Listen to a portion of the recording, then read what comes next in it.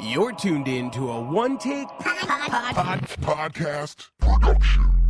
This is the time of year we wait for all the time, all year long. This is what we wait for.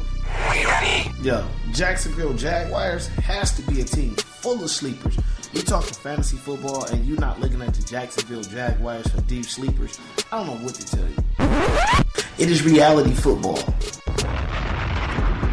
It's Andrew Luck all day. It's no better quarterback in fantasy football than Andrew Luck. You can keep your A-Rod, you can keep your Paytons. Give me Luck. I want the touchdowns, the rushing touchdowns. Give me Luck.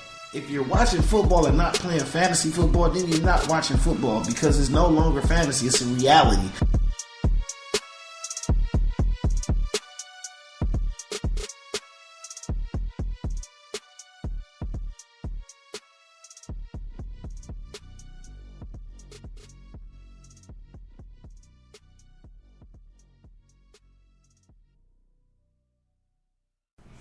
What's up, world?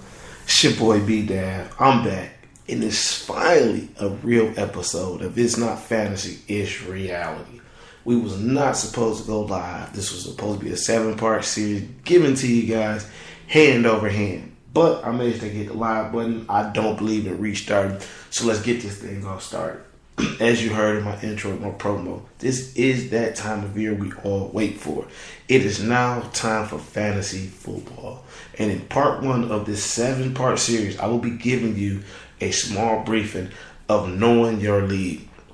Now, a lot of fantasy football players should already know these tools, but some that's having troubles with like becoming playoff contenders or even championship teams, or some who just play fantasy football casually and are looking for a more edge in an advantage area for your league.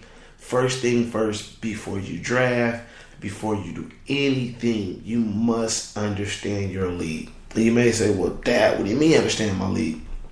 First of all, if you're in a live draft, which is the best draft to get into, understand your opponents. When I say know your league, understand who you're drafting around. One thing a lot of people fail to realize that you can dictate your team before you even show up to the draft by knowing your opponent's draft traits. Like, for instance, we have a guy in one of my permanent league. He does the hometown thing all the time. So you pretty much know that he's going to reach for a higher Detroit Lion than he would other players. And he also only drafts NFC players. So you know you have a great chance, if picking behind him, to get an AFC sleeper as Jamal Charles, because he may take Matthew Stafford in the first round directly in front of you. So those are one of the examples of knowing your league. Another example of knowing your league is also just knowing the player interests. Kind of pick at their brains. See what people were talking about. If you're online, you don't get the pleasure of knowing where everyone's from, but ask, just ask in the message, but where's everybody from? So you can get a feel of what they might be drafted, because a lot of people do take the hometown kids a lot higher than usual. Another good thing of knowing your league is knowing your point system. If you're in a league that's touchdown only, you need to go after players that are touchdown heavy. If you're in a league that's 4 points per touch passing touchdowns for the quarterbacks, you need to, get a quarterback that gets more than enough points. But if you're in a league like mine that quarterbacks go for 6, now the quarterback is more valuable than a running back. See, if you're in a league that's touchdowns per 4, quarterbacks are not that valuable. Because I used to couldn't understand, why are these quarterbacks not rated number 1 in these magazines over running backs? And that's when I had to know my league, that because one reason quarterbacks are so valuable in my particular league is because the simple fact our touchdowns are 6 across the board. No matter quarterback, wide receiver, running back, defensive touchdowns is still 6. So a good thing to do is, before you get in any league, especially if you're not doing one of those draft nows, like if you're getting in the fantasy league that drafts in a week, do your preparations. Do take note of the scoring system. once you learn the scoring system, it makes that league that much easier for you. It makes your drafting that much easier because you can understand how the points are being given, and that helps you determine what players to take and where to take them at. Another thing, make sure you know how many players are in your league, because that has a lot to do with your drafting.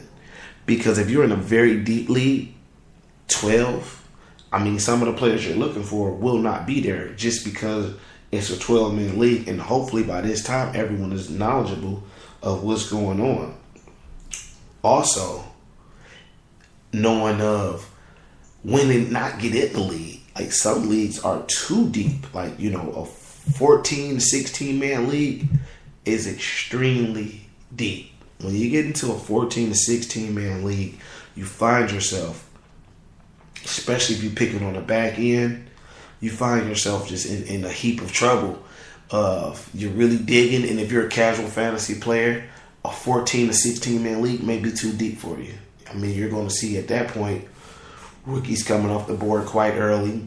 You're going to see at that point tight ends going, people carrying two tight ends, 3 tight ends, because that's a very deep league. You gotta know what you're getting into. Also, pay attention to the draft type. Make sure you know that you're in a snake draft or an auction draft. I've been in certain leagues where it wasn't even snake. It was what they call straight back. First pick again in the second round. But you need to know these things. You need to know that if you're in a snake draft, where you pick it and where the seesaw falls back and forth for you. Me personally, if I'm in a snake, I prefer to be in the middle because I pick at the same spot every time. I think snake drafts punishes the first overall pick, because you get the first pick the first round, and then you don't pick if you're in the 20-man, not 20-man. If you're in the 10-man league, you don't pick till 19 picks later. But I think it punishes you, but yet I still prefer snake over anything. I prefer snake over straight back. I prefer snake over auction. Those who you may be like, what's auction? That's why if you buy these fantasy magazines, which I will get into in the next chapter, that's why players have value by their name, because that's what they should go for. And if you're doing auction draft, you need to know that. You need to have your budget. You need to have your plan strategized. So when it's draft day, you can know when to nominate a player to force your opponents to use all their money so you can pretty much get who you want. Or you can just go top heavy and spend $75 on 3 guys, and then the rest of your salary cap be on a bunch of hopefuls. It's your choice. Also, back to knowing your scoring, make sure that you're in a head-to-head league. There's nothing against rotisserie leagues, but rotisserie leagues are kind of like outdated. It's kind of like still doing fantasy on paper.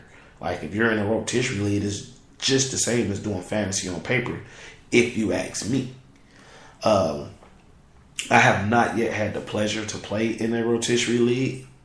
Actually, I did. My first ever rotisserie league was in baseball back in 2001, exactly, and it was weird. You just added points up for categories all year.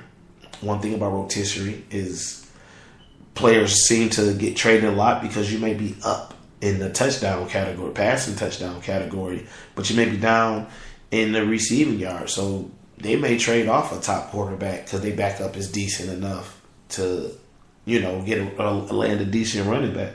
So you got to know about your league, man. You guys have to know about your league. Other key factors about knowing about your league is paying close attention to the roster position. You need to know going into draft day if you in a league that carries 2 starting quarterbacks. Yes, it is some leagues that carry 2 starting quarterbacks, and it is some leagues that don't. You need to know if your league is one of those. You need to know, do you have 3 running backs or 2 running backs? Do you have 3 wide receivers or 2 wide receivers in the flex? You need to know if you have 2 tight ends in the flex. Or I've seen some leagues have 2 flex positions.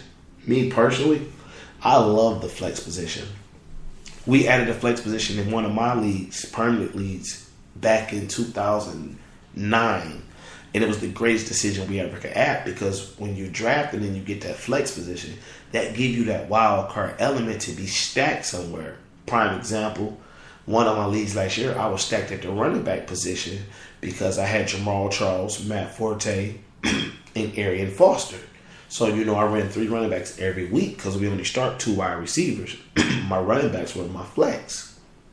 That's one other key factor. That's why I brought that up. You like how you get your team stacked like that. Know if you're in a keeper league. If you're in a keeper league already, you should know these rules. If you're getting into a keeper league, most keeper leagues are 2 years. So you can draft. Most leagues let you keep anybody lower than the 3rd round.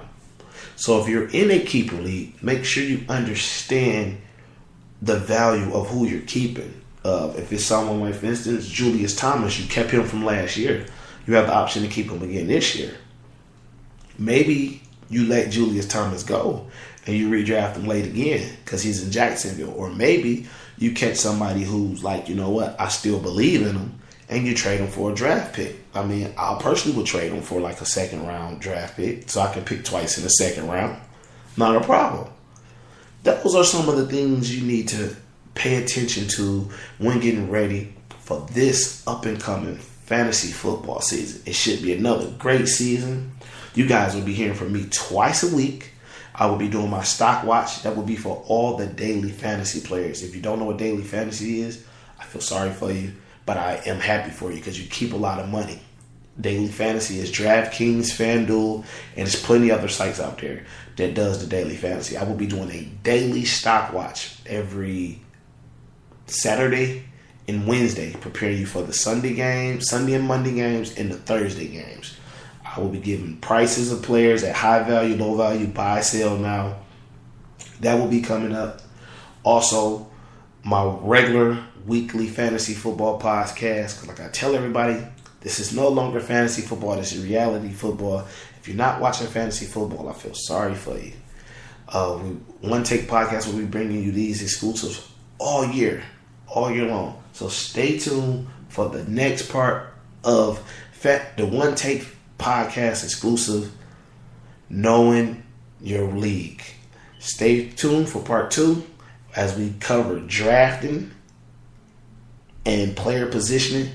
As always, it's been your boy Jim Shoot Johnny, the host with the most. Check me out on Twitter at Mr. Dab1024. Check me out on Facebook, Brandon M. Davenport. If you got any questions, any response to this fantasy thing, because I will be exclusively dropping my quarterback list on Twitter. Today, I dropped 24 through 20 yesterday. The reason I did 24 because if you're in a 12-man league, you should have a starter and a backup. And I'm just trying to give you guys all the information that I feel that I know. And I'll be having other hosts, callers coming in from Fantasy Guru, Fantasy Geeks, all over the place coming online, helping spread this fantasy knowledge as we get ready for draft month, which is next month. As always, this has been none other than a One Take Podcast production. You're tuned in to a One Take Podcast production. This is the time of year we wait for all the time, all year long. This is what we wait for. Are you ready? Yo, Jacksonville Jaguars has to be a team full of sleepers. You talking fantasy football and you're not looking at the Jacksonville Jaguars for deep sleepers. I don't know what to tell you. It is reality football. It's Andrew Luck all day. It's no better quarterback in fantasy football than Andrew Luck. You can keep your A-Rod, you can keep your Paytons. Give me Luck. I want the touchdowns, the rushing touchdowns. Give me Luck. If you're watching football and not playing fantasy football, then you're not watching football because it's no longer fantasy. It's a reality.